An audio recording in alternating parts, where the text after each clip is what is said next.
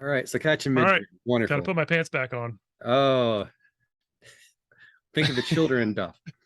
But so for the audience who didn't hear our earlier preamble before we pressed record, I wanted to talk a bit about kind of like the evolution of hypnosis and NLP and our role, not our roles, that sounds arrogant, but um, where we fit in, what we're going to do with it. Yeah. And with that, we might as well introduce ourselves. People know who they're paying the good hard free money to see us with. Or they'll ask for their money back at the end if they Right. don't Well, know. it's a cheap rebate. Yeah. Yeah. Oh, me first. I'm the guest. I'm the Exactly. guest. Okay. So my name's Duff. I am a hypnotist, a neurolinguistic programmer, a certified professional weirdo, and many other things. I've also done some training in terms of teaching NLP stuff. Uh, at HypnoThoughts Live, one of the biggest hypnosis conferences. And I'm sure, have you been to HT Live, David? That's where I first actually saw you in person. Oh, there you go. There you Yeah. go. Right. See, my memory's terrible. I need to do some NLP on memory. Oh, But yeah, so I've taught some things. I've love seeing clients, love doing this. And I also work for some of the biggest names in the NLP world. Steve and Connirae Andreas. Steve is no longer with us, but Connirae and her sister Tamara and her son Mark are all owners of the Andreas NLP lineage of NLP, which is wonderful stuff, which David is trained into. Um, so yeah, doing a lot of the NLP hypnosis stuff for a long time. We can get into origins if we want to talk about that, but maybe that's a good intro. David, yes. what are you doing here though? Well, I own this YouTube channel. Oh, Actually, I take it back. I'm recording this for my YouTube channel, although it may end up on Duff's as well. But I'm Dave Ruby, and I am the founder of and sole proprietor of Foxville Hypnosis. And I've been doing hypnosis for about a decade, give or take. And actually, I had this very concise theme for this program, which is going to be all about core transformation, wholeness work, and hypnosis. And then Duff went and ruined it by I'll make sure to go on all sorts of other tangents and make right. sure we don't stay on the script at all. But you ruined it. No, you ruined it by evolving, Duff, of all things. Oh, Right. Who'd have guessed? But but we both have a similar share. We have some similar foundations. Like I have been doing core transformation for 10 years, which for anyone who doesn't know, that's a protocol made by Connirae and Connirae Andreas. And I've also since done training in wholeness work, and I've been doing hypnosis as well. And I thought it'd be good to kind of introduce those concepts to people who maybe don't know what core transformation is. yeah. It's not an ad workout or anything like that, or wholeness work. But what those things are and how they kind of relate to hypnosis and NLP coaching in general. Yeah, yeah. I think we should definitely talk about that. Yeah. Uh, part of what I do for my day job with Andreas NLP is promote our trainings for core transformation and homeless work. And I'm always surprised that more people don't know about it.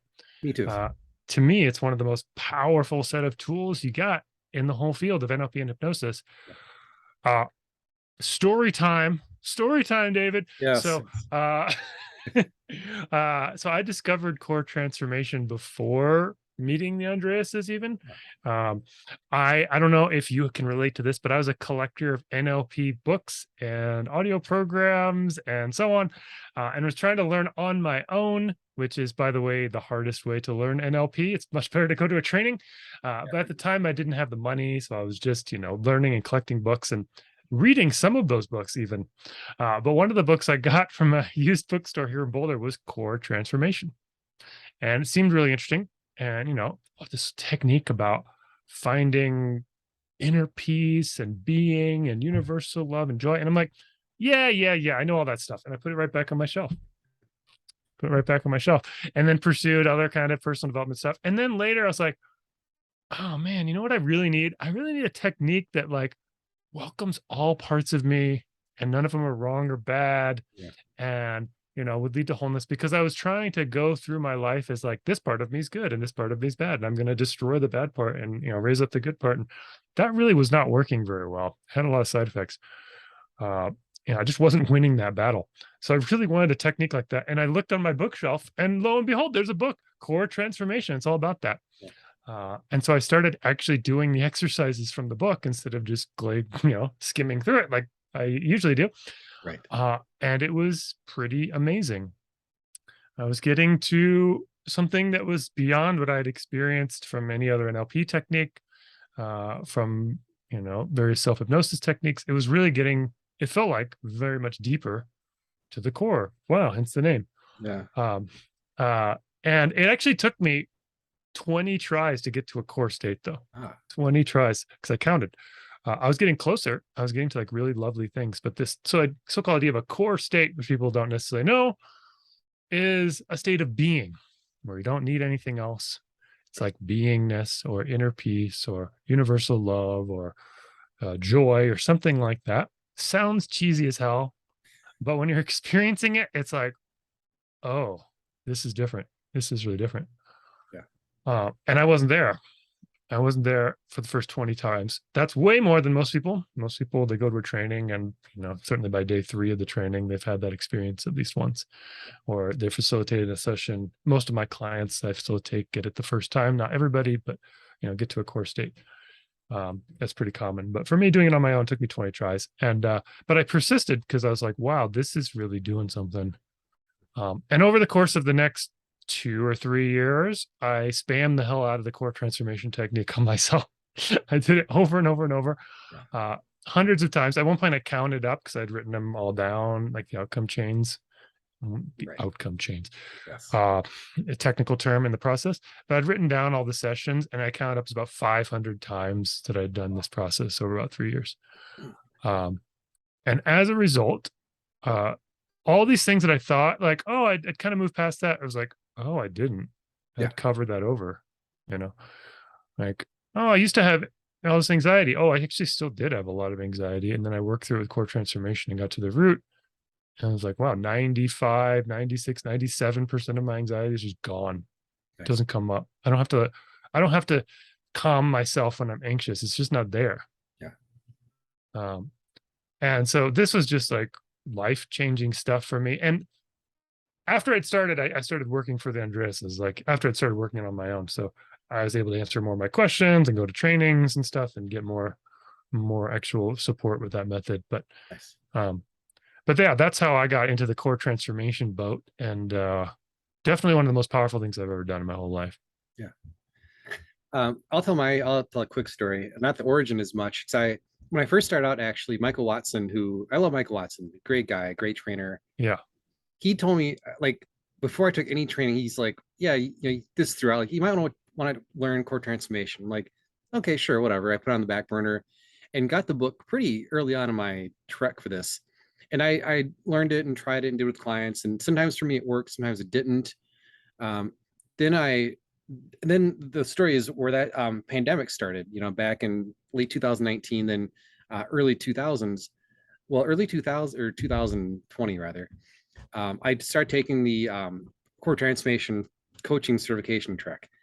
And the first part of that is you just did like a month of it. 30 days, the 30-day challenge, they called it. Mm-hmm. Which if anyone's seeing this, they offer it, do it, or just do it on your own. But I started doing this daily for 30 days and then kept it up fairly regularly. And what I noticed looking back was while the world was kind of falling apart, there was, global pandemic, which is no small matter. If you're in the US, there was all the strife with the election stuff, which was great fun.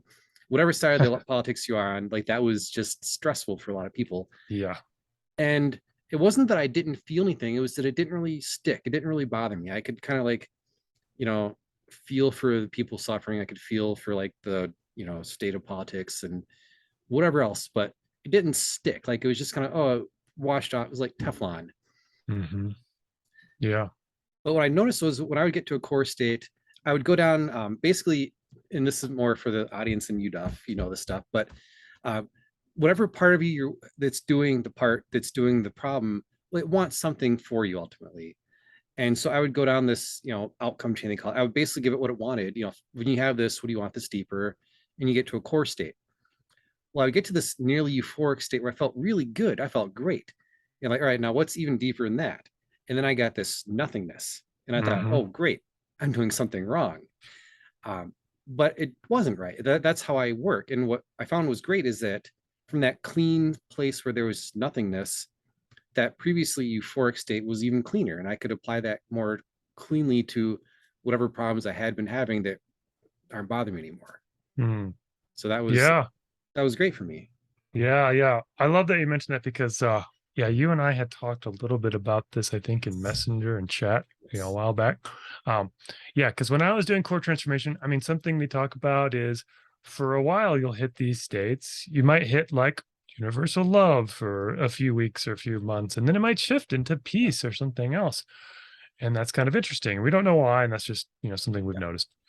And they talked about that. And I was like, oh, that's super cool. And I noticed that like I would go through periods of time where my core state would be something like joy, and other times when it would be peace. And then, yeah, after doing it, I don't know, 450 times somewhere in there, uh, it got to something like void. Yeah. I'm like, what the hell is that? It wasn't like any of the previous core states. Because all the previous core states felt kind of like spiritual and good and positive, like happiness and joy and peace and beingness. And this was something else. And I was like, that is weird. Like, am I doing it wrong? Like suddenly, like what's going on? How do I even use this? Um, and I honestly, I was really baffled by that for a long time because that wasn't in the book. Right. I talked to Connirae a little bit about that, and she was like, she had some interesting things to say, but it wasn't like something she had experienced in the same way. Yeah. I think she had actually moved on to this new work, the wholeness work. I'm not sure. You'd have to ask her, but I don't think she did core transformation hundreds of times on herself. I think she moved on to this other stuff for her own reasons, which are in her book and so on. Yeah. But anyway, it was kind of interesting. And I did actually find some other people with different techniques that were similar. So instead of what do you want through having that, it's even deeper or more important, as we ask in core transformation, it was something else like what's higher than that? There's like some other metaphor. And they had reported something similar with the void or nothingness state. Yeah. And I was like, that's interesting. Yeah. And then I was talking with my wife a lot about Buddhism, and there's these techniques and methods in Tibetan Buddhism. One of them is Dzogchen, which is all about recognizing what's called the nature of mind, which is called Rigpa, which means knowing. So knowing the nature of mind. And it's like, well, what is the nature of mind? In Dzogchen, it's awareness and space. Right, that there's this, that's what the nature of mind is, awareness and space, but it's also the things that are arising in awareness and space, and that they're the same. And anyway, that's theoretical, but there's an experience of that with a certain meditation technique that's supposed to be the ultimate meditation technique. I was like, it's interesting. It sounds like Connirae's wholeness work. Yeah. Kind of sounds like wholeness work.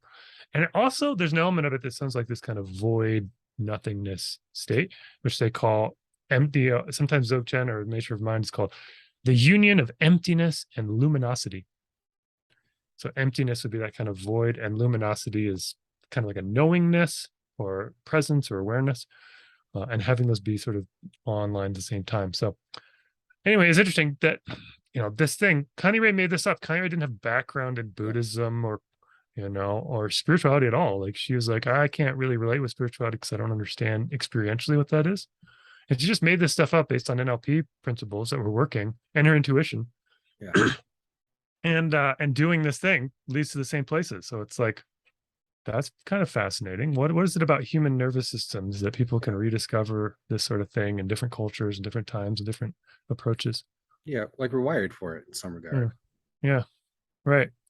And there's something very liberating about it, like you're saying, like there's something about like it made it cleaner, made your experience of the positive states cleaner. And I found a similar thing. Like there's a meditation technique I think a lot of people are familiar with who've done any sort of mindfulness or simple kind of Buddhist secular meditation, called loving kindness meditation. And one of the versions of loving kindness meditation is you say, may I be happy and free from suffering. Yeah, nice feeling going. And then, David, may you be happy and free from suffering. And and you think about people you are close to, and then you try to think about people you're neutral to, like a stranger on the street, be happy and free from suffering. And then people you really don't like, various politicians or whatever happens to trigger you, and you kind of try to extend that and universalize it. Yeah. And a lot of people think find that's a beautiful meditation, but kind of go slowly. And, maybe it's still hard for certain people always to, on the outskirts of who you care about. But I found in the past, I couldn't do that meditation before core transformation. I couldn't feel it. Like even for myself, it was really hard. It was like, I don't know if I like myself that much. That was kind of the opinion I had in the past. I had a lot of internal conflict, a lot of self-hatred and so on. And core transformation really worked on that on a deep level. So now if I do loving kindness meditation, just like that, I can get a nice, wonderful, loving feeling, friendliness towards myself, and really extend that out very easily in a way that I could not before. So Yeah. I guess one thing I've noticed is that, well, things don't tend to bother me in the same way. It's often the experience, and I'll even kind of like step into that experience and let it process. Then it's gone, but then I can see like what part created that within that framework, and what does that want. And once I give it what it wants, then it changes, it unravels things in a way that's fairly unique. Yeah, it is unique. And it's really wild. I mean, outside the world of hypnosis and NLP, like I talk to people who have no background in what we're doing, and when I talk about this stuff, they're just baffled. They're like, "What?" I think most people think emotions just happen to you, right? I mean, that's how it feels. It's just automatic. Emotions just happen. And it's not something to get, and then people who are a little bit further along the sort of self-help or therapy thing are like, and then you should feel your emotions. Right. And it's like, okay, so now emotions happen to you and you should feel them. Okay, but what happens if you like just feel like shit all the time, like I did for 25 years? So it's like, I know I have the emotion, I feel it, I can label it, and then I was just stuck. Yeah. So I did Vipassana meditation. I don't know if you've ever done that, but so in my early 20s, I met one of my closest friends. His name is Theo. And he had been on like 30 or 40 of these 10-day meditation courses that are silent, called Vipassana meditation, where you go into the woods and you meditate for about 10 or 11 hours a day in total silence. And the main meditation technique is you do sort of what's called a body scan. You feel your body from head to toe slowly and back, and you're just trying to be present with the sensations in your body. That's a really beautiful thing, and it's very relaxing. It's like progressive muscle relaxation, as we talk about in hypnosis. Very relaxing kind of thing. Makes you very aware of when you have an emotion, where you feel that in your body. I had no awareness before going on my first Vipassana course that emotions have a bodily sensation to them. Like I was completely checked out. So like I came back from my first Vipassana course. I remember this because I had like a bill collector call me, and I saw the number appear on my phone. I was like, I was like, whoa, sensations in my chest. I didn't know there were sensations there. So it was awesome for relaxation and for emotional sort of intelligence, basically. But what's interesting, by my fifth Vipassana course, well, I did 3 in person and 2 with my friend. But by my fifth one, I could sit very still, very calmly, noticing the sensations of a 9 or 10 out of 10 anxiety arise. That was kind of a cool superpower. But then I was like, but I still have this really intense negative feeling. Like, what do I do with that? And the whole meditation technique is just observe it, just be present. Eventually it'll go away on its own. It's like, yeah, 4 hours later. And then it'll come back tomorrow. Like, this is not a way I want to live. So what do I do? And within that tradition, it was just meditate. That's the only technique. Right. And that's when I feel like core transformation really was the missing piece for me, because I was aware, I could be present, and I had no idea what the heck to do about it. Yeah. There's something with being present with it as it still sucks in an ongoing way that sounds less than appealing. Yeah. Yeah. And, maybe I was doing it wrong, because other people's experience was like, oh, when I'm present with it, it just disappears on its own. I'm like, man, I wish that was true for me. Yeah. But for me, it was not. It was just getting stuck. And I didn't know how to just let go. Like, well, what does that mean? Yeah. And that's one of the things we talk about in NLP specifically, is like trying to figure out exactly what that means. Like, how do you describe what someone's doing internally that means letting go, or that means forgiveness, or whatever it is, if you don't know how to do that? And core transformation was one of the first things that really gave me that tool to actually change that. So I was feeling terrible, anxiety, and within 20 or 30 minutes, I was in a state of, unconditional love or peace or something. Yeah. And it's like, that is amazing. I want to do this as much as possible. Yeah. And so I was highly motivated to keep working with it. If I could ask you, because this is something I don't want to self-reflect too much, but what's been your experience having done core transformation enough where you, what's changed with you? I don't want to put words in your mouth. Yeah. So much that it's hard to put my fingers on, but I think probably the main things I usually talk about is just, so I had pretty bad anxiety for about 20 years of my life, starting maybe as far as I can trace it back, like early middle school to like, early 30s. I was severely bullied in middle school. I'm sure it was just part of it. Being autistic on the autism spectrum, which nobody knows because I'm normal. I'm not normal at all, but Overrated. but yeah, somehow I've survived and pretended like I'm normal. And so anyway, I had, I was walking around with like a 5, 6, 7, 8 out of 10, just baseline in daily life. It'd spike up in social situations, a lot of it was social anxiety, but it was just a background. And like many people with anxiety, I also had depression through most of that time too. Or pretty much all of that time, on and off. Sometimes it got really bad. I committed at one point to stay here, stay alive, no matter what. So I was able to do that, but it got really bad at moments, and definitely was paralyzing for months at a time. And I worked with it with lots of different things. In fact, I was a self-help junkie, basically to try to manage those feelings, and also other intense feelings. I had intense anger. A lot of that stemmed from the bullying and trauma from that. Shame, like just all the negative emotions you could list. I've got them or had them in high quantities, and that was just dominating my experience. That's part of what I got into meditation. I actually first started in high school. Picked up a book at a used bookstore. We didn't have Google. This was pre-Google, David. Yeah, I know. So I picked up a book at the used bookstore by Thich Nhat Hanh, a beautiful meditation teacher from Vietnam, maybe Thailand, one of those. He passed away recently, but beautiful meditation instruction. And he says, start small, just 5 minutes sitting still with your eyes closed. I'm like, okay, I'm gonna try that. I sit on some cushions I propped up. After about 2 minutes, I open my eyes. I said, I can't do this.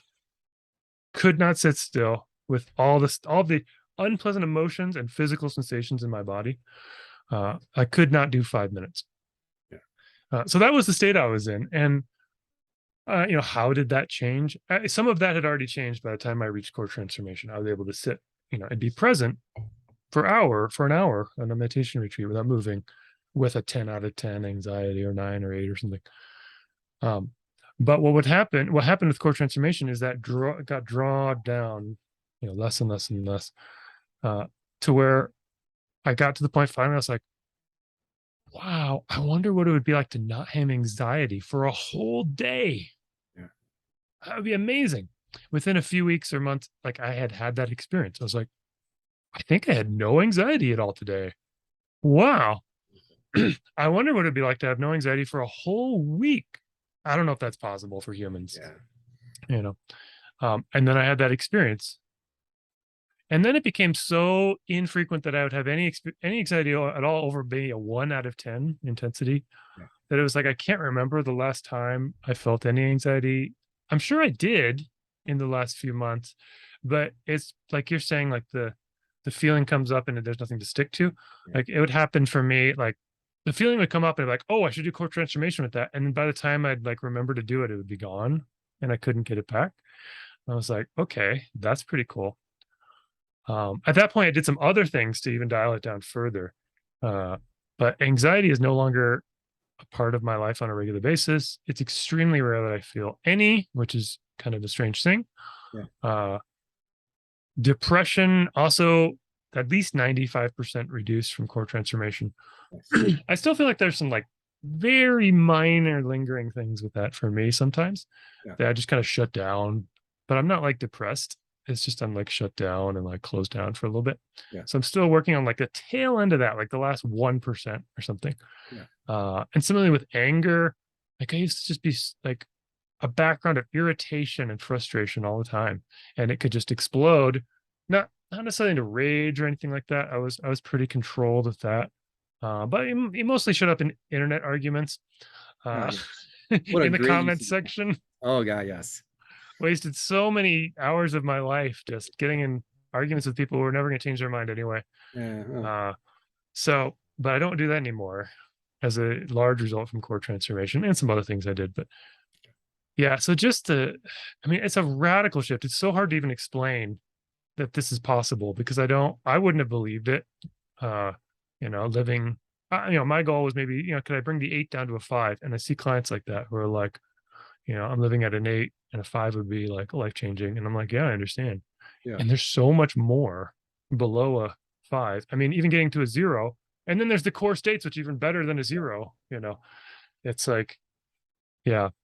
And the other thing I notice that's totally different in my life, I sit to meditate. I can just sit and do nothing. I don't even have to do a meditation technique. What happens? My mind just calms down on its own and heads towards peace. Yeah. My body starts to feel better as 10, 20 minutes gets in, maybe 30 minutes. I'm feeling amazing 30, 40 minutes in. I don't always take the time to meditate. I could do that more often. But that's like the natural tendency of my mind now, which is, light years beyond where I started. Well, you mentioned something that I didn't want to plant in your mind, so I'm glad you went there first. But what I found is I've done core transformation a lot, and as I've done wholeness work too, because um, for anyone who doesn't know what that stuff is, like for core transformation, you get to a core state, and for me, that was essentially the void, as you put it. Um, and I found that I was able to kind of go there more often. So if I found myself getting riled up or not feeling it or whatever, had an entire day or thinking too much, I could just decide to go to that void, Yeah. nothingness. And that made I could then just go back to reality and go through life more resourcefully. With wholeness work, and I'll make this quick, it basically takes the parts and it dissolves them. And if Connirae sees this, she'll probably be cringing that I'm oversimplifying it tremendously. But it's basically you have these parts and you let them kind of become the whole, so that all of you, because it's part of you, right? It's not like some alien injecting its mind into your body. It's you. It's all you, presumably. But no, it's all you. So if you, instead of having these parts in conflict, if you just let that kind of all dissolve into wholeness, Right. then that had a similar feel to me. I felt like it was just me, kind of Yeah. like in my own space and at one with the universe, if you will. Yeah. That's a good way of putting it. And yeah, the other thing I really felt with doing lots of core transformation was I just felt like I was getting simpler.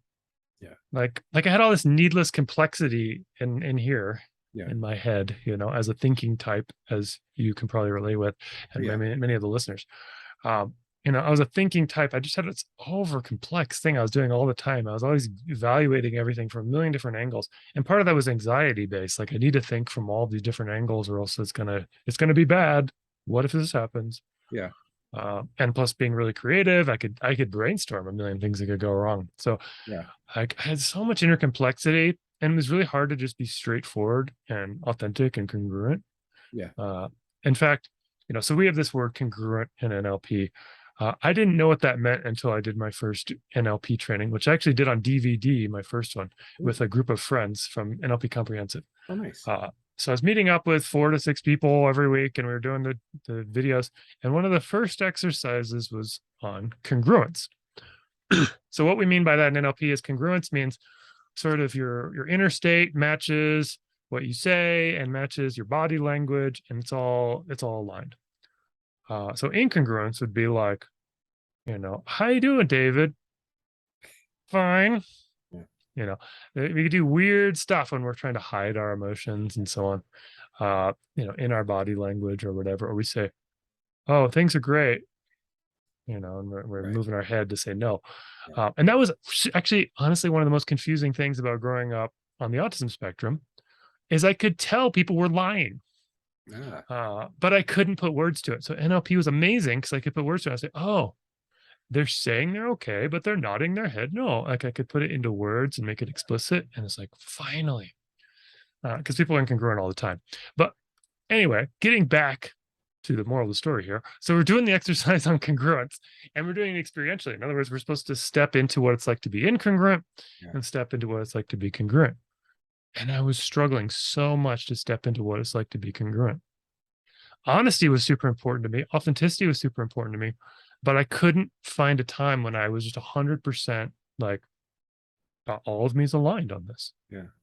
Like, and that I actually cried during that exercise. Like, that was like a huge realization for me that like I had so much inner conflict going on. I couldn't just communicate congruently. And the interesting thing is, after doing lots of core transformation, I've met people in the NLP world who knew nothing about me from the past. And they were like, the thing I like about you is you're so congruent, which was not the case before I did core transformation. I was the exact opposite of congruent. Yeah. I was a mess. But that's what wholeness is, right? Like, wholeness is another way of saying congruence, or, all parts of you are aligned. But the interesting thing with another thing with core transformation too, though, is that it's not just about getting all parts of you working together. You actually dissolve the parts at the end. Right. And I think that's why it makes you simpler. That's one of my theories. So there's other parts work that you reify the parts. You give them names, you give them roles, you have them talk to each other, you negotiate. Internal family systems therapy is a very popular thing right now, and they do that. So you have like 5 to 7 or 9 different parts of you, and you have little conversations with them. It's honestly a really beautiful technique from what I can tell. I haven't done it myself, but I know some people who do that as therapists or coaches. But one advantage I think that core transformation has is you dissolve the parts at the end. So you don't have like this endless proliferation of parts that you have to constantly negotiate between. Yeah. Yeah. I think it's like, because they're all on the same team. They're all like in the same direction. If my impression from doing it in, the classes, if there's a reason for that part to exist, it can still exist.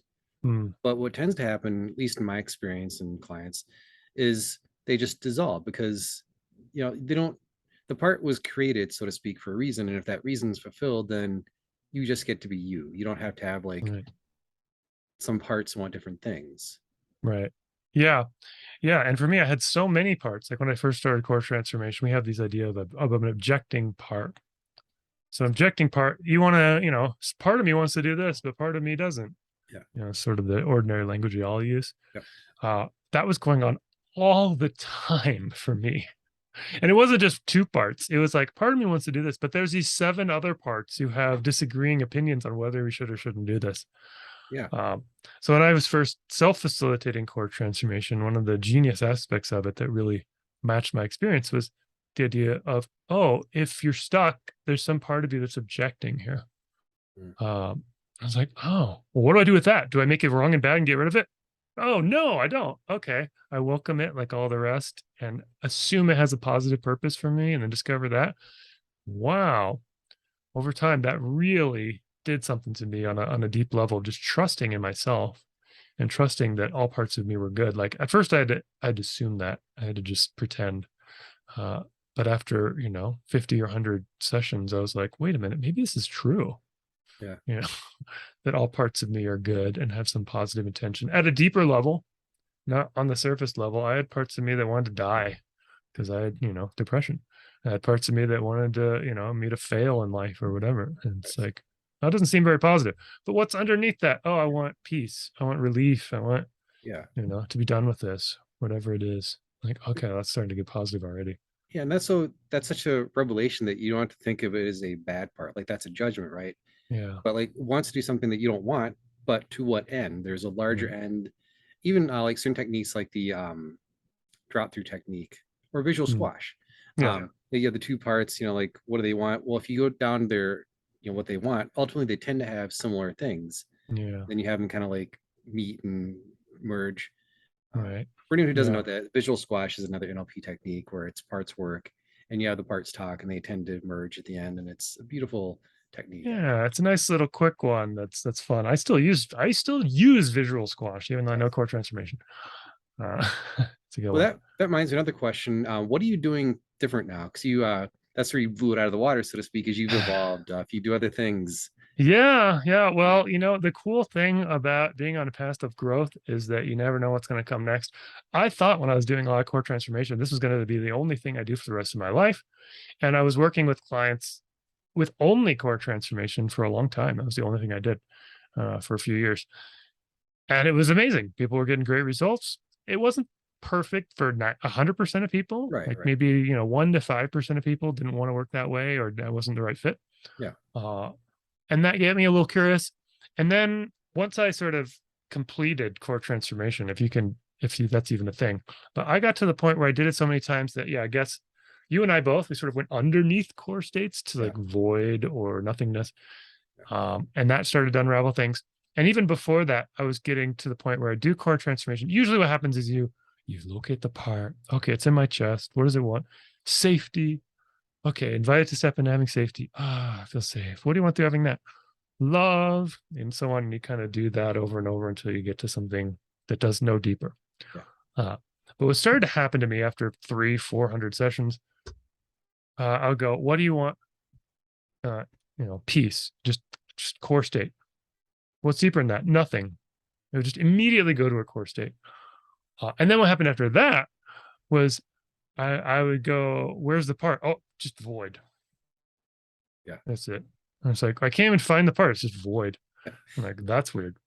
Yeah. And at that point, I was like, maybe I've gotten everything I can get from core transformation. So I started to, I was actually kind of just lost for a while. It's like, this is amazing. I'm just going to rest here for a little while in this amazing new way of being. Yeah. I feel like a newborn in some ways. Like my life is my own now for the first time, not a victim to all my emotions constantly. And I was just kind of like living that way for years. Yeah. And at some point I realized like, wait, I still have some issues that haven't been resolved. And core transformation just continues to go nothing, doesn't really do anything. Yeah. And most of my issues were related to doing things. I was like, okay, I'm like procrastinating, or I can't focus, or I can't get something done. And I was like, what's up with that? Like, I did core transformation with procrastination dozens of times. Those are some of my most powerful sessions. I don't really feel like so much shame or anxiety about all that anymore, but man, I'm still not taking action. I'm still not like easily getting started and easily focusing and just cranking things out. Like, what's going on? So I started exploring different ways of doing things. And uh, part of that was actually around being the pandemic as well. This is actually pretty new for me, a new chapter in some ways.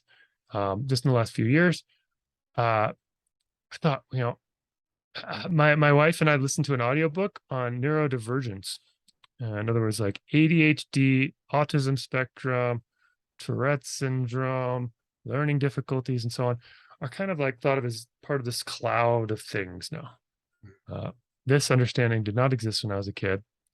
I started thinking maybe I'm autistic. Like it kind of fits a little bit before that, even. And like that explains my whole life. And maybe I've got elements of ADHD. Like it sure sounds like it from the description here. And we listened to this awesome book, Neurodivergent Minds, I think it's called.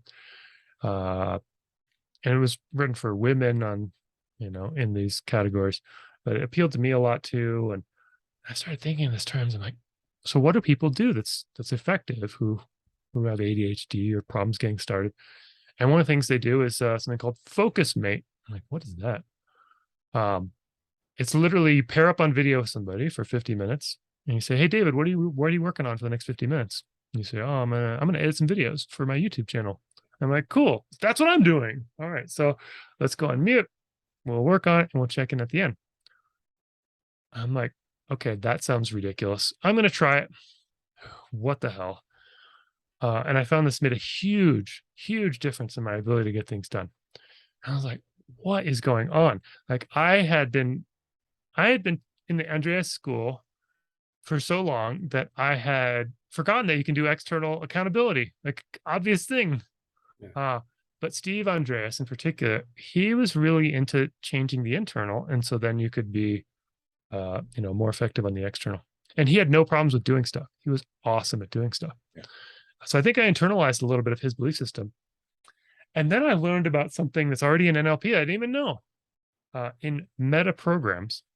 So meta programs is the idea that we have these filters. We filter in information in various ways when it comes into our brain, and we don't even look at everything. I mean, some of that's very physical with the eyes, but meta programs are more like you filter for like big chunk or small chunk or, you know, all sorts of different things. But one of the kinds of meta programs that's right in Shelley Rose Charvet's NLP book about meta programs is working styles. I had never heard of this, but I heard this from my friend Joy, who's an amazing NLP modeler and developer. And she's identified 3 different working styles: independent, proximity, and collaborative. Independent working style means leave me alone. I'm working on this. Don't interrupt me. I'll tell you when it's done. Like most software developers are kind of independent working style. Proximity is let's sit next to each other in an office and we'll work on our own things. We'll ping each other from time to time with messages, but I know what my role is. I know what your role is. Or go to a coffee shop or go to a library where other people are working and kind of get the work vibe. Collaborative is let's go into a boardroom with a whiteboard and work at the same time in this meeting together, right? So people tend to have preferences into one of these 3 working styles in general, and then specifically for certain kinds of tasks. And I didn't know this, but I'm proximity for my main working style, which means I can kick ass if I'm sitting right next to you who's also working. Yeah. But you leave me alone for 3 days and I'll have absolutely nothing to show for it. Yeah. I have no idea where the time went. And I had been judging myself as like having a fatal flaw all this time. There's something fundamentally wrong with me. I need to do more core transformation on it. And I really just needed to sit and have a little bit of accountability on video. It solves my problem too. Yeah. I could go to a coffee shop or I could get on a video chat with somebody and say, here's what I'm gonna work on for the next hour. And I will kill it on that thing. Fantastic. And collaborative, I love collaborative too. Independent, I actually do like when I'm doing a creative project only. You know, I'm writing an essay. I don't want to be interrupted. Or I'm making a YouTube video. I don't want to be interrupted. Right. But for everything else, I'm actually proximity or collaborative. And that changed my whole life. And so what I'm focusing on now is actually helping similar people. That was one of many things that happened, but I started to figure out that a lot of creative people, a lot of thinking types, mental types like you and me, we and all of my friends who have amazing ideas for things and sometimes aren't doing anything about them. Like we struggle all with the exact same kinds of things. I'm like, that is really bizarre. Yes. There's got to be a solution here. It can't be that we're fundamentally broken, because I discovered something that was really cool and it fixed that aspect of the problem, but didn't fix everything. It's like, okay. At this time, my wife was in graduate school for what's called user experience design, which is making things more user-friendly, mostly apps and websites, but could be anything human beings design.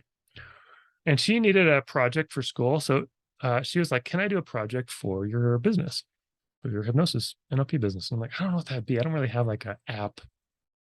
But she's like, okay, let's just do some user research. I think you participated in this user research, didn't you? I did actually, yes. Yeah, that's so cool. That was really helpful user research. So what we did is we found a bunch of people who are like me, who are brilliant, creative, good looking, and have no ego, and have difficulty putting into practice their big idea, like translating that into reality, whether it's a book, whether it's a podcast, whether it's a album, whatever it is, a new business. And I thought, the solution's going to be obvious. Focus mate sessions. That's all you need. Like, just do as many as you can a week that's sustainable for you. Man, was I wrong. Like that could be one aspect of the thing. But what we discovered is that there's breakdowns all over the place in people's productivity systems. They're not all the same from person to person, but there's a lot of similarities. One of the biggest similarities is just feeling like shame, like there's something wrong with you that you can't get this together. But that didn't make any sense, because we all feel that way. Like, how could like a whole, like, all the cool, creative, interesting people be fundamentally broken? That doesn't make sense. So we kept looking for things and kept trying to make sense of the data after these interviews. And I ended up coming up with this model for solving this problem. they're called a productivity engine. Has 3 stages, the productivity engine: start, focus, finish. And any 3 of these things can be broken if you're not getting stuff done, right? Yeah. For people who are regularly putting out cool creative work into the world, their productivity engine is running. They can start, they can focus, they can finish. But for people who are not, they could have problems with procrastination or getting started. They could, start but get distracted easily or not come back to it.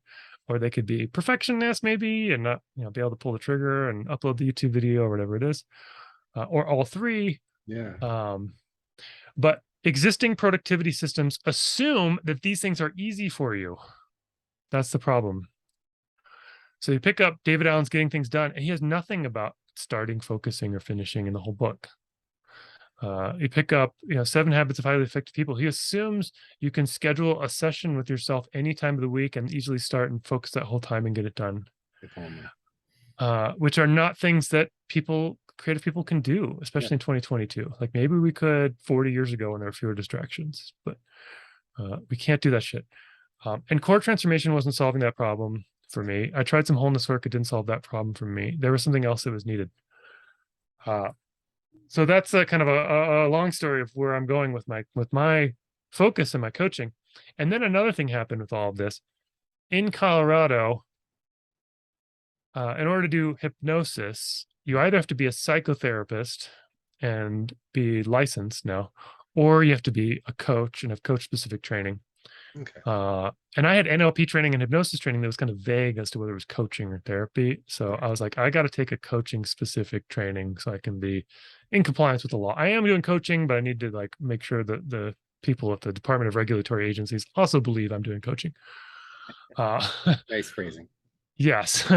So I took a training. I took 2 trainings. One, to be a certified professional hypnotist with ICBCH. I think you have done some trainings with them. Yes. Perhaps. Richard Nongard and Jason Lynette were doing that training. And then I took a NLP training with a group I'd never trained with before, who ended up being amazing. Sean Carson, Jess Marion, and Sarah Carson out of New York City. They're all really close. And they did a training online, which was awesome during the pandemic because there's no way I would be able to fly out to New York City for multiple weekends to take training with them. True. And they were teaching a master practitioner in NLP, or actually HNLP. Yes. And it was really super cool. And the whole deal with it was that it was about working creatively with clients.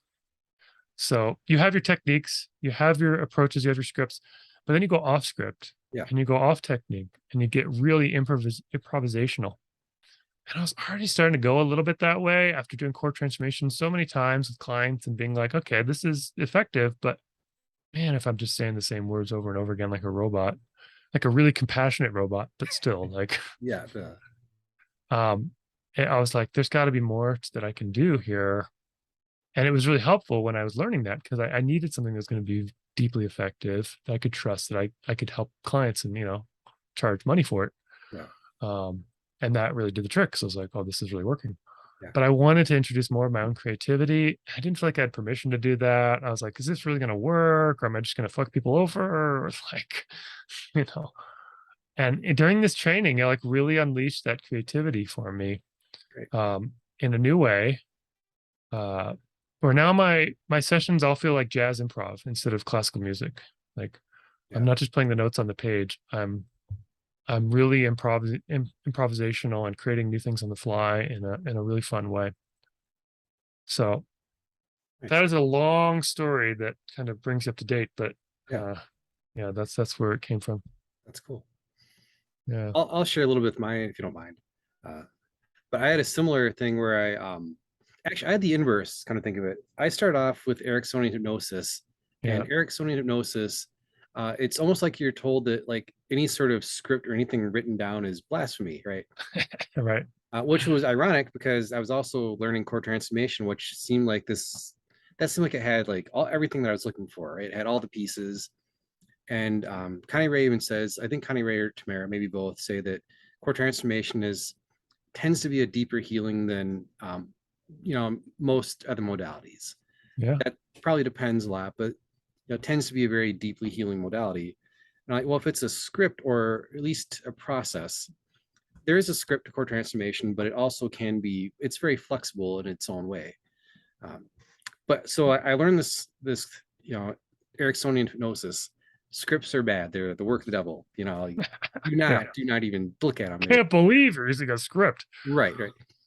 But that taught me, I think, a lot of flexibility. So I learned free flowing jazz to start, to an extent to start. Then I had to go back and look at a script and be able to be comfortable doing that, but also learning what the steps were of the script, so I could then jazz it up, or I could flex it, I could bend it. So for me, it went from being like free form to, and this will actually dovetail into your story nicely too, I think. But I went from like free flowing to learning and sticking very closely to the process of core transformation. Yeah. And I do use a lot of the language from wholeness work, even in my hypnosis sessions. That language bleeds over pretty well. And that's kind of how I think about things in those two models. Yeah. But then I trained with John Overdorf this year. Any hypnotist looking for a great trainer, John's amazing. The last couple years have been the Andreases and John Overdorf for my two influences. Yeah, and Sean Carson, Sarah Carson, and Jess Marion are in the Overdorfian school. Yes. Yeah, and I think they're all really good too. Yeah. I probably put their non-existent children through college with some of the books and courses I bought for them. So, so you're welcome, Jess, Sean, and Marion, Jess, Sean, and Sarah, if you watch this, even if you don't. But point being, we're expecting those royalty checks any day now. Yes, they'll be rolling in anytime. But what that did was it's combined like a structure with the core transformation and wholeness work, and some of the more procedural stuff with that flexibility, that ability, that you have permission to be creative. You can break things open because you, as John described it, you know what works for you. You know that core transformation or visual squash or if you're like mirroring hands, Ernest Rossi's great process or whatever. Those are just random examples. You know that works. But here's a way to take what they're doing and be very flexible with it. What are they saying? What are they doing? What are their anchors, their tonalities, their physiological shifts that you can then like use and play with and see what shakes loose. Another name drop, because why not? Melissa Tears was great for that. Was a fantastic foundation teacher. Also an Overdorfian. Yes. Yeah. Melissa and John are great to train with because Melissa's very New York. She's very quick and she's very precise and she just doesn't care. She'll just break it apart and put it together, but very intelligently. She's very good at it. Oh yeah. And John's more of a not gentle per se, but he's not quite as New York. But I think that makes for a good dynamic because some people want that. They want you to take charge and just do it, or to be very, very not curt, but very brief, very efficient. Some people want you to kind of lean back and just kind of take your time. And I thought it was a nice pairing. Yeah.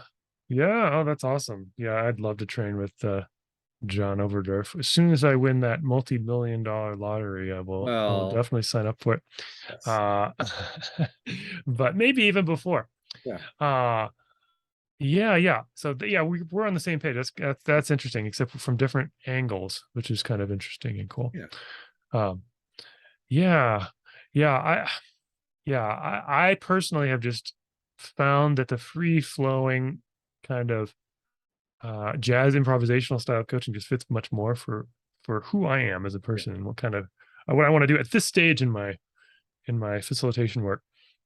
And it's just so much fun. Have you seen the movie Everything Everywhere All at Once?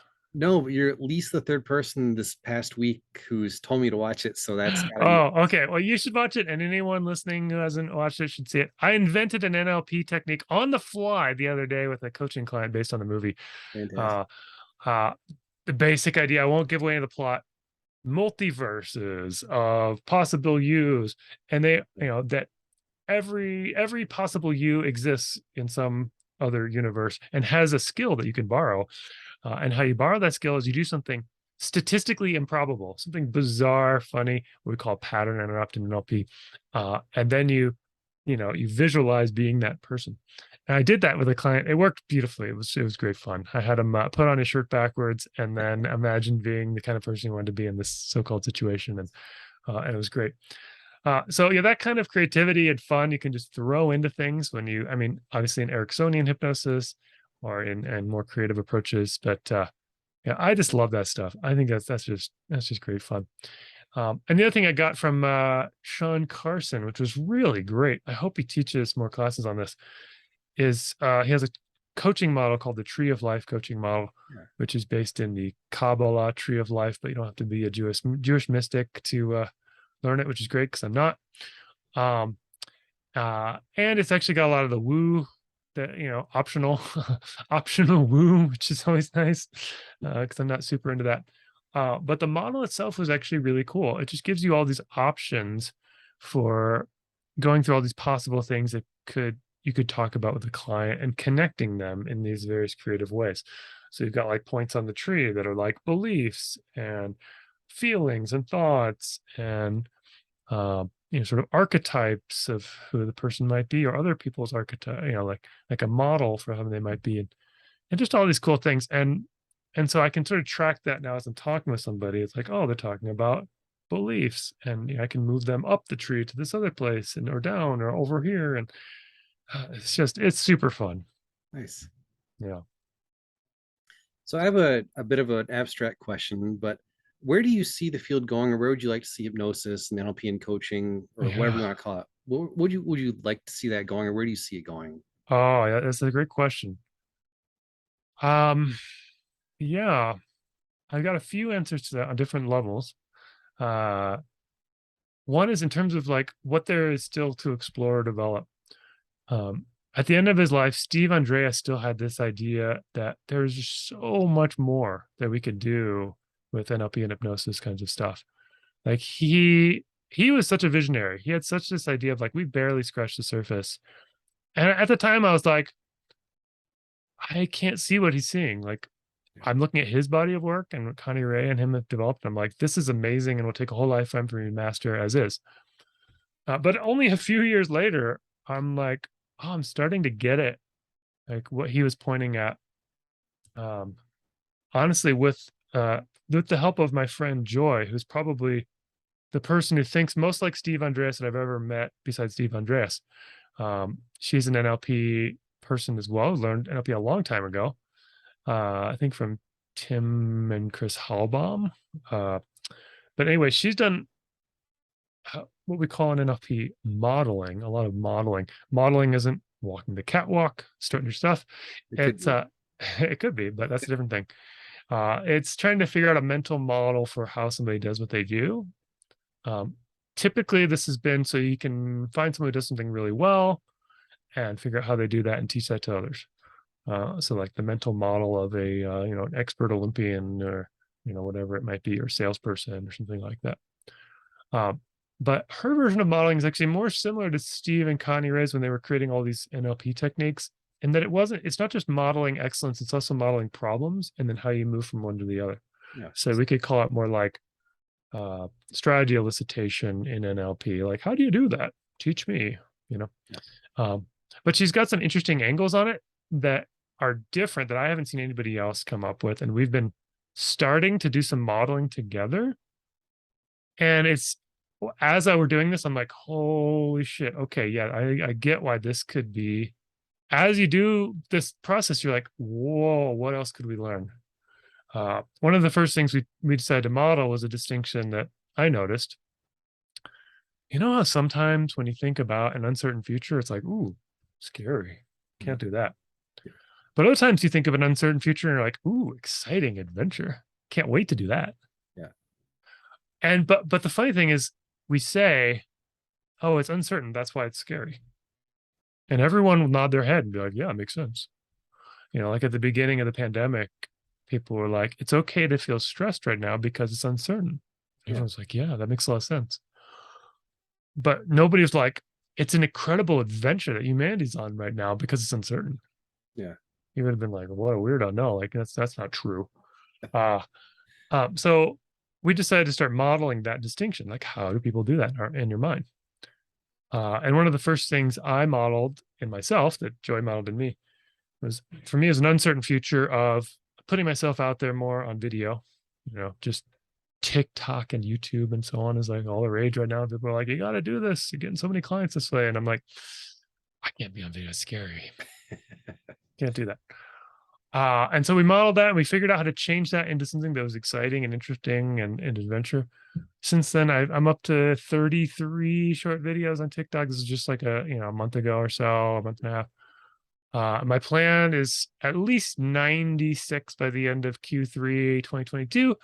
And I'm going to keep doing at least one a day, probably, but I'll probably ramp up to 2 or 3 or 4 a day because they're actually really easy and fun. Yeah. And I'm enjoying the process of making videos.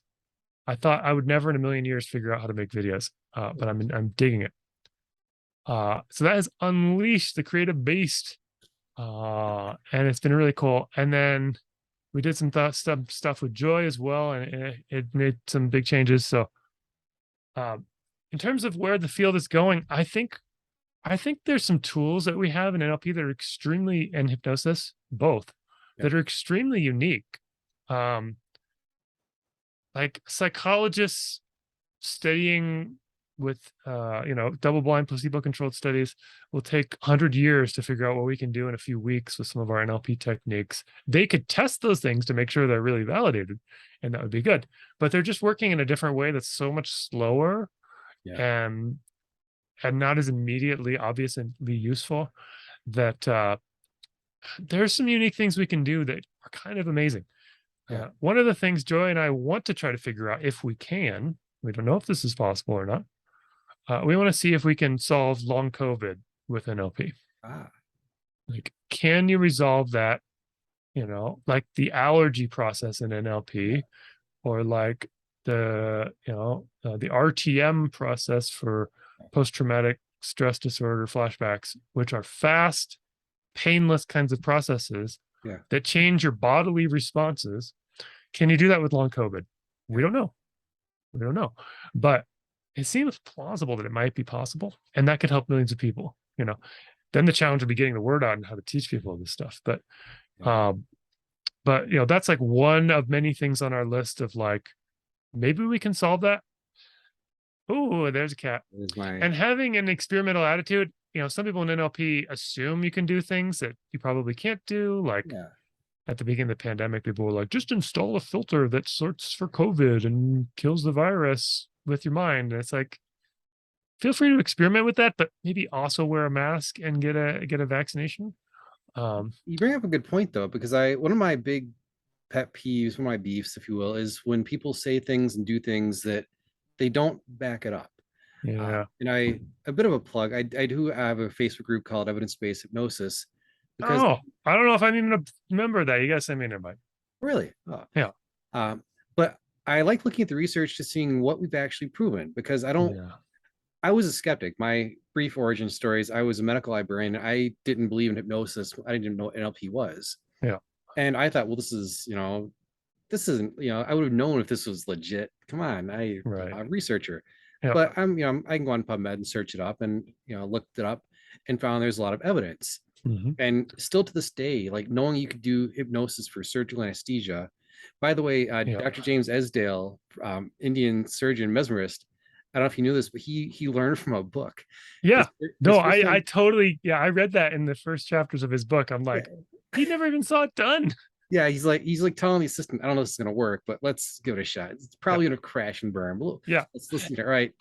And you probably read this too. His first patient, what is the surgery he's doing on his patient? Testicular, like some kind of he's cutting the guy's balls open to drain fluid out of the ball, and no anesthetic.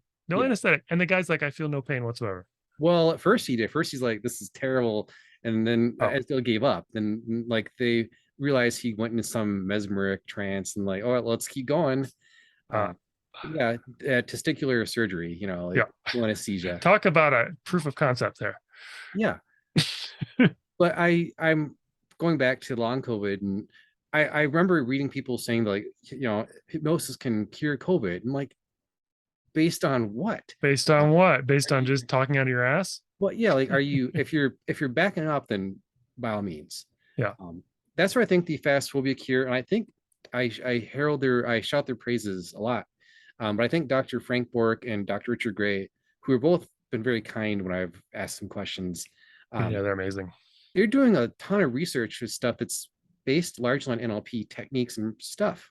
Yeah, And Connirae and Tamara with the and Mark with as Mark's right. line, but Connirae, Tamara, and Mark are doing a lot of research with. They did a randomized controlled trial of core transformation. Yeah, yeah. It That's was what they better do. results than I would have expected because they just did one session and Yeah, people are like getting all these benefits, not, changing everything in their life, but right. getting pretty significant benefits. It's like, wow, I didn't get significant benefits from the first time I did it. It took me a lot of tries, but kind of amazing to That's just have that also proof. yeah. That's actually a good point though, because I see a lot of hypnotists saying like, you can quit smoking or lose weight in 1 or 2 sessions, and One session. Yeah, and that can't happen. Like I've had people where like one session and they have great change. sure. I had one client where I wasn't cocky, I wasn't really, but she left. I'm like, this is gonna be great. I'll never see this one again because things are going great. A few days later, she calls me up like, it's mostly done, but there's still some stuff left. I'm like, oh, I Yeah. thought it was fixed, and Yeah. second session knocked it out. But sometimes these things do take more time, and I think that's Yeah. okay. Early on, I thought that meant failure. Like, oh, if it doesn't get done in 1 or 2 Totally. sessions, it's you know, but not so much. Totally. Yeah, that's been a big shift in my perspective too. Yeah, NLP is so focused on solving the problem quickly, which, It can. you're more likely to find a quick solution if you're looking for a quick solution. So there's that pro. But NLP and hypnosis, sometimes people don't do follow-ups because they're like, oh, it's done. Like, like you're kind of like, oh, it's done. Yeah. And sometimes that's out of just, it looks good in the session. So it's Yeah. probably fine. Yeah. And other times it's a little out of arrogance, like, I gave a bunch of direct commands to this person in hypnosis and I'm an all-powerful hypnotist, therefore it's done. Right. Uh, and that just doesn't seem accurate to me. Yeah, I've switched to a model where I see clients ongoing if they're willing to come back. Not everybody wants to come back for lots of sessions, which is fine. I'm doing more of a traditional coaching model where the idea is like I'm switching to it slowly, where it's more like we're going to see each other every week or once a month or something and continue to evolve as human beings. Because even if you solve this initial problem you come in with, guess what? You're human. There's going to be ongoing things. I've been doing my own self-development work for at least 20 years, and every week I've got more things I'm still working on. So, and that's okay. But yeah, a lot of times it looks good in the session, and it is good in the session. Like that part of it is actually done. Yeah. But human beings are complex creatures with lots of, if we want to use the programming metaphor, lots of lines of code that don't get activated until they're in some other context. Yeah. And you can try to come up with all this context in the moment if you can, but there's always going to be something else that you didn't predict. And Yeah. so switching to this like ongoing creative living approach, we're going to be constantly exposed to new things and respond to that. So actually, that is something I want to see change, honestly, in the hypnosis and NLP world. I want to see more of a focus on ongoing personal evolution or conscious evolution rather than one-shot deal. Yeah. And a change with that, honestly, I also want to call out hypnotists and NLPers who charge too much fucking money. Uh, there's a whole model where it fits with the one session deal. You only need one session to quit whatever to change your life forever. So that session's going to cost $5,000. I'm not going to tell you up front, or 2,000 or 1,000. You're going to have to get in with me on a sales call where I'm going to talk your ear off for an hour and use all these manipulative language patterns Yeah. to get you to buy this thing for $1,000. Then well, it's going to work because you paid so much. It's like, that's not how human beings work. It Yeah. adds a little motivation to show up, but it's not, that's about it. And then they're never going to show up again because now they feel scammed. Yeah. And I've had lots of clients personally come to me after seeing people like that, and they feel ripped off by our whole profession. So honestly, I feel like that whole business model is totally unethical and people need to stop doing that. And I'd love to see more of like, oh, I'm paying a reasonable monthly fee for ongoing coaching that also has group coaching and extra support and all this other stuff. And that's a better business model for the coach or therapist or hypnotist, rather than having to constantly bring in people and hard sell them on $1,000 an hour sessions. Yeah. It's a better model for the client who gets more benefit over time and has an ongoing relationship. And it's more realistic because not everything changes in an instant, even if we have amazing techniques. Yeah. So that's something I'd like to see change in our industry as well. Yeah, this kind of goes that in an indirect way. I would one of my pie in the sky dreams is that we have like more of a collaborative approach with the medical profession, where we're not seeing Yes. like Amen, brother. right. Not to like bash hypnotists, that's not where I'm going with this, but I do see people that kind of recoil at the thought of like actually having standards and using the same terminology and Yeah. seeing doctors as colleagues, or at least people that Right. we're in this, we have same goals, and we're not bashing them per se. So Yeah. I don't think Yeah. Some people are trying to distinguish themselves, I think, in NLP and hypnosis by, negative propaganda or press or yeah, criticism. And obviously, our medical system is far from perfect. Like, I true. think doctors can agree with that too, Oh who yeah, are reasonable humans. It's not that hypnotists are perfect either. So it's like, maybe we'll just admit that all of our systems are imperfect and yeah, just, try to do things more collaboratively. I totally agree. It could be, I mean, there are people who do that as hypnotists who get medical referrals for whatever they're working with. They're working maybe with, say, chronic pain or, yeah. whatever it may be. Um, and that's great. I think that is a direction that we should head for sure. And part of that, focusing on the science, focusing on the evidence base is part of that. And like, I don't want to say trap us with things that have already been proven. Yeah. Some people go that direction with evidence based. They're like, where's the double blind placebo controlled study that shows this works? It's like, well, I just invented it. Like, it's not, it's going to take a while. Uh, I've looked and at I think allowing for that creativity, like in the over Durfian HNLP kind of yeah. perspective. Yeah, I think that's where you can look at I'll kind of go back to like, core transformation versus like the jazzed up hypnosis, hypno jazz. But Hypno jazz. you have we have a baseline of stuff that's been shown to work under these lab conditions, right?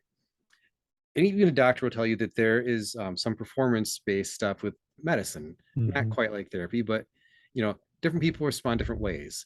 Yeah. The book says on page 238 that you use this medication for this long with this dosage. Hmm. Yes, as a base, but it's dependent how that patient reacts to the treatment, Yeah. and they will definitely talk about different protocols, medications, what have you. Right. I think we can do the same thing in a sense. We know like what the lab studies say.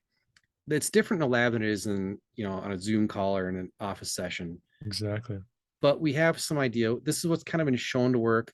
Here's what we think is going on. Here's understanding of how the mind and body systems work with these techniques. Then Hmm. go from that base understanding to build off of it, which I think would Yeah. be, for me that would be great. And as a Yeah. patient or client, that's what I would prefer, frankly. Yeah. Yeah. Exactly. Yeah. Yeah. Some reasonable, grounded in reality and science kind of foundations, and then improvisational on built on top of that. Yeah. That's yeah. Honestly, I think doing core transformation so much has really informed my work in that way. Like when I'm improvisational, I'm also looking for objections all the time now. And I'm not barreling through them or burning them up in the sun or whatever some NLPers do. I'm like trying to welcome them in and see what their positive intention is, and always include that. Always, always, always include that. And that is foundational to how I work now because of that. Yeah. So that's an excellent point. And I do feel like there's just so much more to discover about human beings still. Like we have just barely seen the tip of the iceberg with what we can do in terms of our potential. um yeah, and somehow ramping that up, like, right now, hypnosis and LP, we're kind of we're a pretty small community. We're not like on the in the mainstream at Yeah, this moment. Some things that NLP has come up with have moved into mainstream, I feel like, over the last 30 years, and they don't even not called NLP anymore. yeah, you know uh but like doing more of that, so like, yeah, getting more scientific papers published, getting more yeah, of our principles of how we work into the world. And you know like even cognitive behavioral therapy, which is so popular, like mostly working with inner talk and changing the words you say to yourself. And yeah. you're like, wow, that's like 1% of what you can do with your inner representations. Sure. There's just so much more, and people just don't know in cognitive behavioral therapy, but they could just use some of the ideas, like submodalities, so how you Yeah, picture things and where the picture is and whatever, that would make their work so much more powerful. So somehow getting the word out more about what we do, and hypnosis too. Like, there's more and more mindfulness based approaches to change, in the world. That's becoming very popular. That's good. And a lot of that guided meditation on various apps is basically hypnosis. Yeah. It's nothing different. Yeah. But people don't know the term, so they're not connecting it up with this whole history of all this other stuff you can do. Yeah. Um, yeah. Well, is anything else you like to part? Any other thoughts or tips or anything you would like people to know about you or things you do? Yeah. Well, I'm cranking out short, inspiring videos. If you're a creative person who wants to put yourself out there into the world, and that's a challenge for you, check out my TikTok or YouTube. There, I'm posting the same content on both. Perfect. Yeah, and that's a way you can learn more about what I'm doing and And see if that's a good fit. I will put that in the description below this video. So Awesome. yeah, and I did want to say, and this is sincere, I didn't tell Duff this ahead of time, but I did actually want to do this because I wanted to hear your thoughts, and I did take some inspiration from your TikTok videos Yeah, awesome. and I do like how you think about the stuff, and you seem to put a lot of thought into it, and you have some good ideas. So thank you for joining me. Yeah, thank you for having me. I think, these kinds of conversations are just important to have, to share Yeah, ideas and to support everybody's work in yeah, this field. yeah. The more we all succeed, the more we all succeed. As Jason Linett Yes. says. See, so Jason, royalty checks. We should split these evenly, I think. Yeah, yeah. Well, 60-40. Well, whatever. You're wearing more of a purple shirt than I am, so I guess you can that sense. There you go. Yeah, that's fun. But it's fun, and I think it's important to discuss these things. So thank you. I appreciate your time. Absolutely. And it's a lot Thank of you. fun. Thank you. All right. All right, well, I'll go ahead and end the recording, and thanks for watching.